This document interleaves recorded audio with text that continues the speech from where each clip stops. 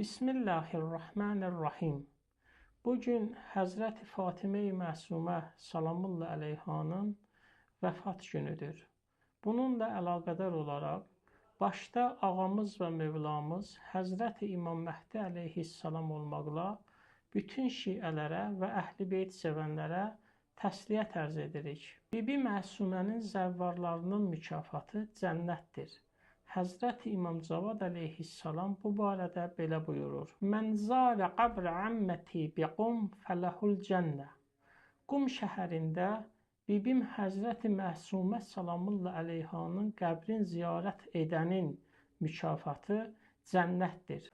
Allah'a and verirəm öz böyüklüyünə, bizləri dünya və axirətdə o əzəmətli xanımın ziyarət və şəfaətindən binəsib etməsin. Əssalamu aleykum və rəhmətullahi və bərəkatuhu.